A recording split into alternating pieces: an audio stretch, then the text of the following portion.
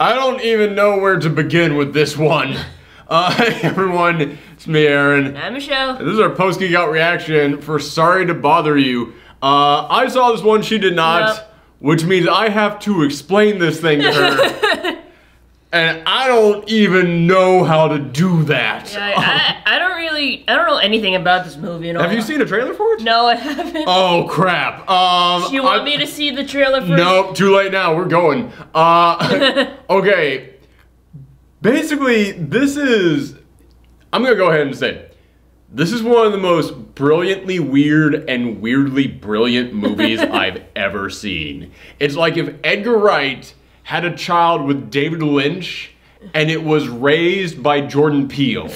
Like, this is just a crazy combination of ideas. You know what it is? It's a gumbo movie. Because it's a bunch of just crazy ingredients thrown in the pot with some crazy spices and flavors in there, but it all works together as one big thing, but it's like a combination of stuff hitting your mouth at once. Why do I describe everything as food?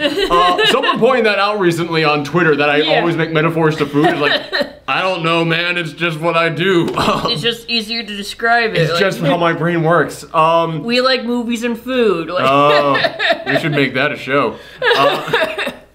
Yeah, this movie, okay, so it's a movie about this struggling young guy who he's trying to get a job, and he gets a job at a telemarketing company.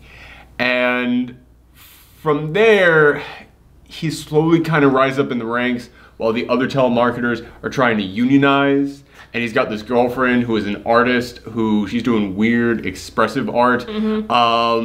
So there's a couple of different things tearing at his mind. At once, like, well, should I join the union? Should I rise up? Because I've been living with my uncle, and my uncle's gonna lose the house because I haven't been able to pay him rent for 4 months.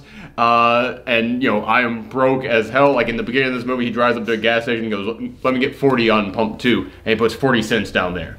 And it's like, yeah, that's how busted this guy is. Man, okay.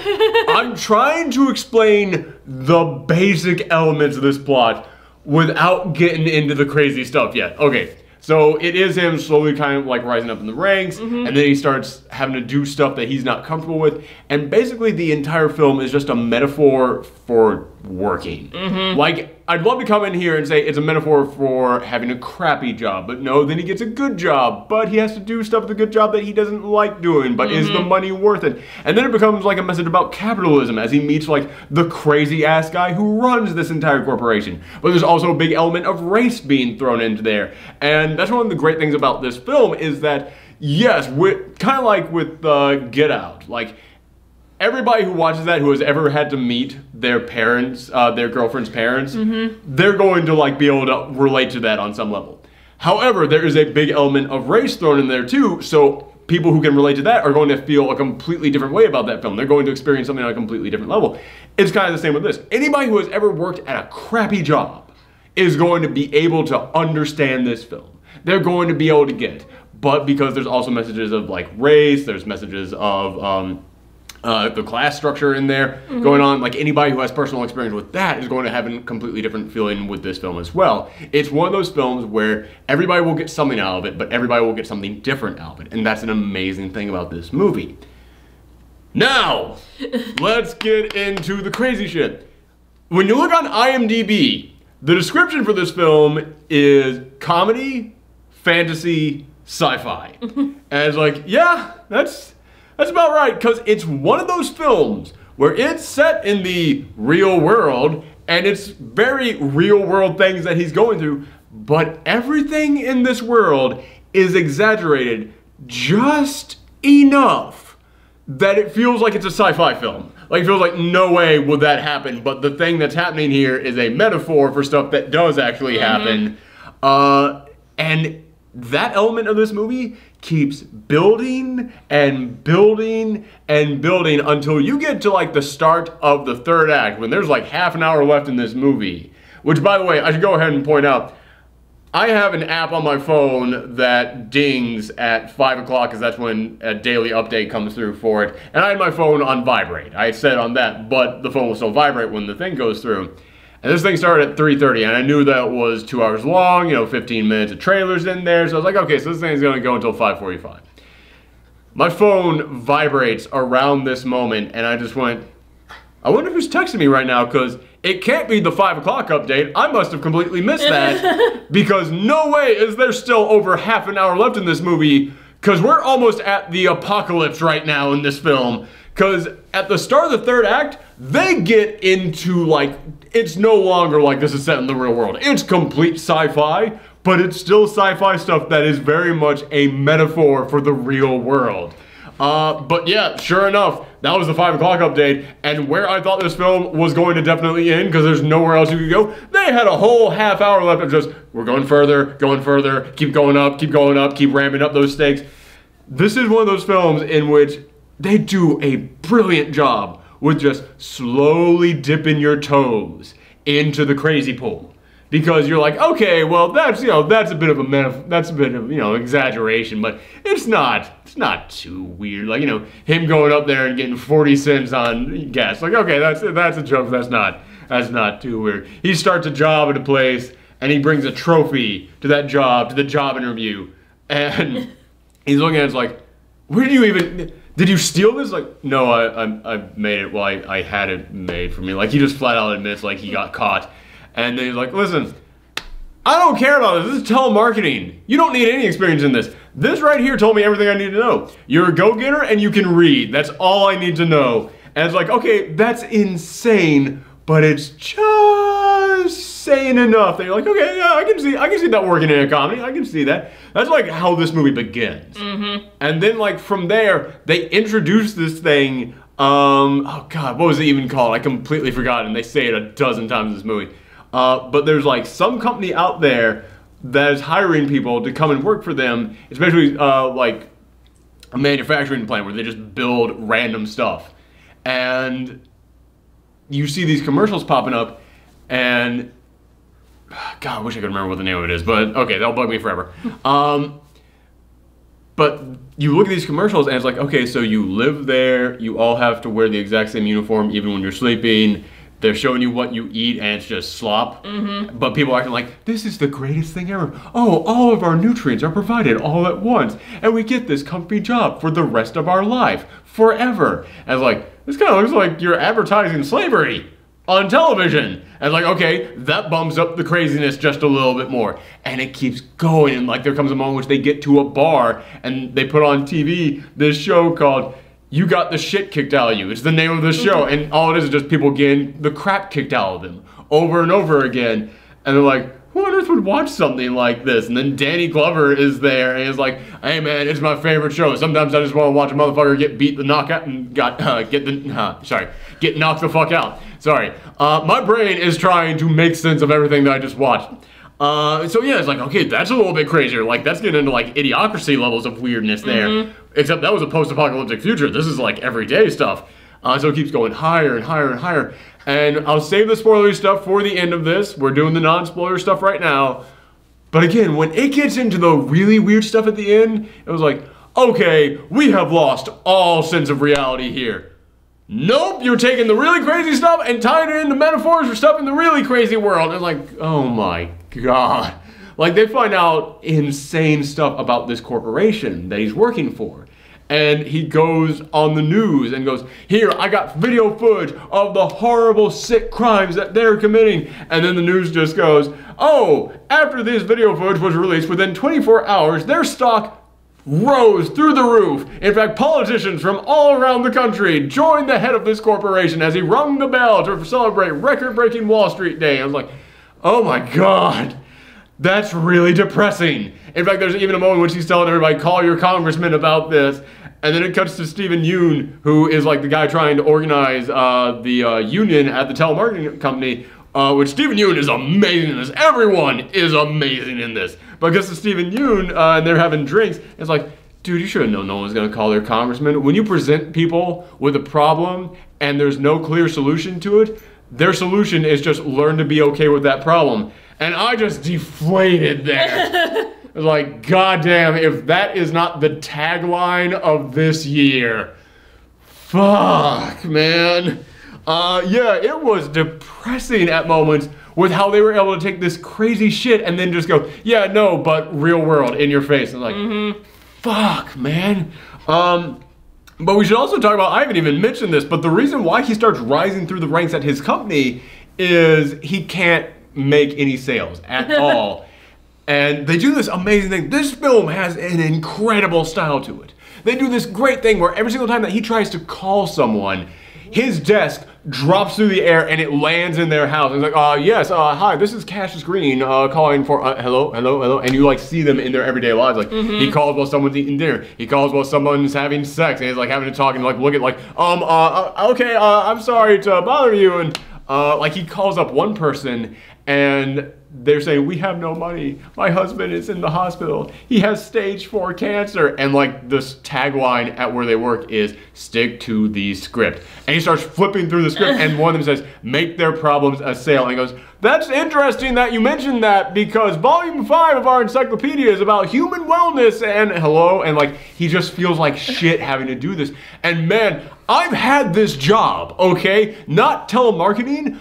I've had worse where I had to do this shit in person. I've had people like chase me off their front lawn. I've had like, I had jobs where I had to get people to sign up for shit on the streets of New York. And man, if you think people will not tell you to go fuck yourself to your face, you're wrong. Like I have done this multiple times in my life. Like I used to work for a campaign and I did have to do like telemarketing that, like calling them. I was like, hi, have you considered voting for it? No, hello. I was, for the campaign that I worked for, again, I can't say who I work for, but it was like, it wasn't like a local person, it was a decent sized person. I was put in charge of answering their emails, meaning I was put in charge of answering their hate mails.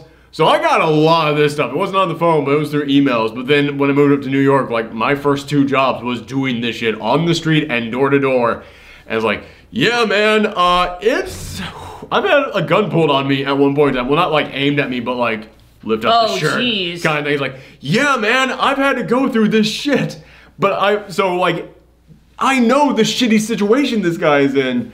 But Danny Glover is like in the cubicle next to him and he's like, yeah, listen here, let me give you some advice. Which Danny Glover, man, this is like the best that his voice has sounded in years because it's like the best use of like that gravelly voice that he has here. Like they turn him into the old wise guy in this movie. As like I've seen him with that gravelly voice in the past couple films. That hasn't really like they haven't really known what kind of character to give him.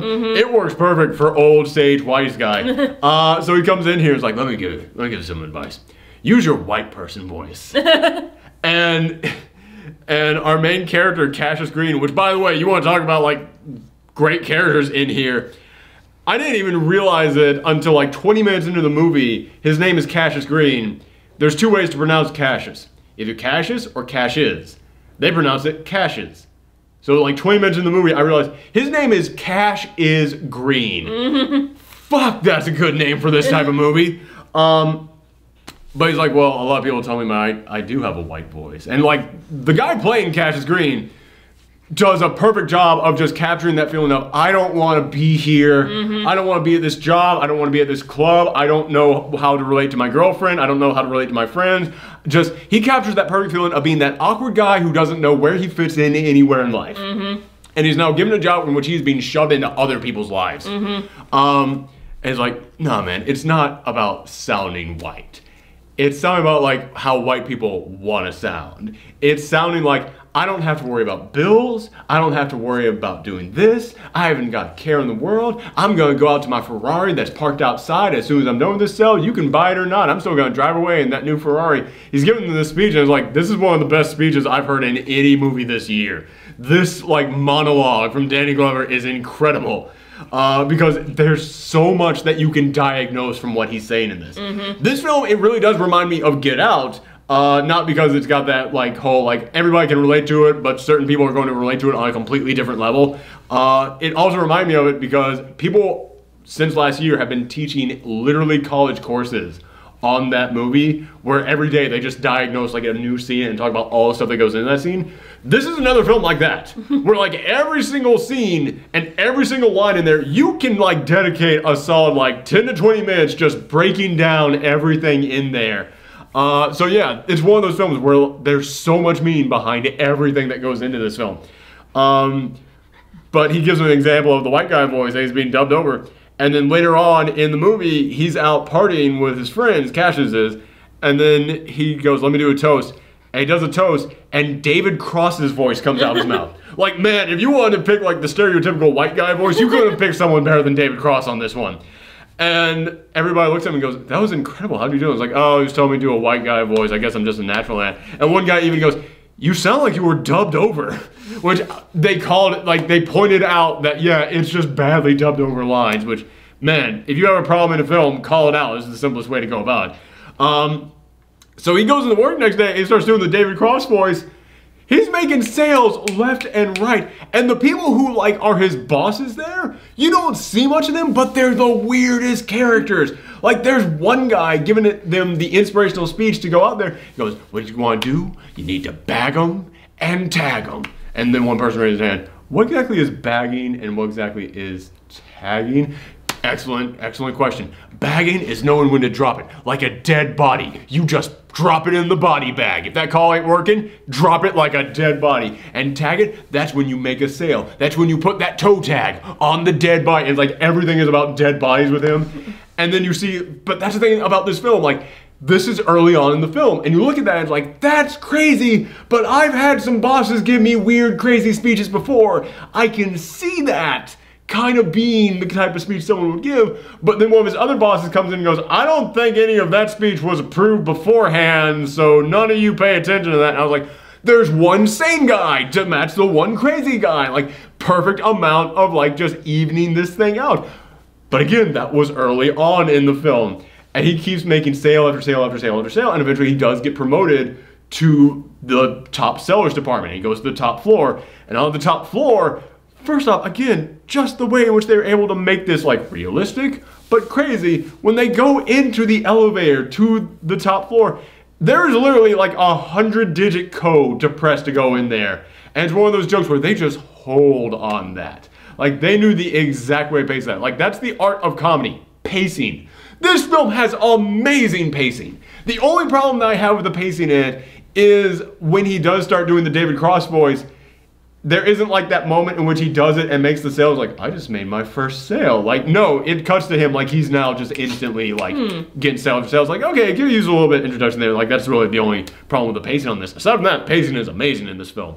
But he gets up there to the top floor, and there's another guy, another black guy up there who works there, and he tells him white people voices only from this point on. And he's got Patton Oswalt doing his voice the entire time. And this guy, he's got like mutton chops. He's got a bowler hat and a giant eye patch. Like, it's not even a regular eye patch. It's like the entire side of his face is covered. And I was just like, again, this is now the point in which they have gone to the next level of crazy. Because they want to create this weird, mysterious feeling, and they did it with this guy by creating just crazy enough of a caricature of someone. And again, it's Patton Oswalt's voice coming out of this guy the entire time. And like, we have interactions between him and Cassius the entire time. And there comes a moment which is like, Cassius, you're doing great. And then he goes, why, thank you, mister. And then he pauses after saying mister, and it, again, and again, you want to talk about how the pacing is so good in this movie? He paused after saying mister, and we had been with this guy for like 30 minutes in this movie. And it wasn't until he said mister that suddenly I realized, we don't know this guy's name. They've never said this guy's name.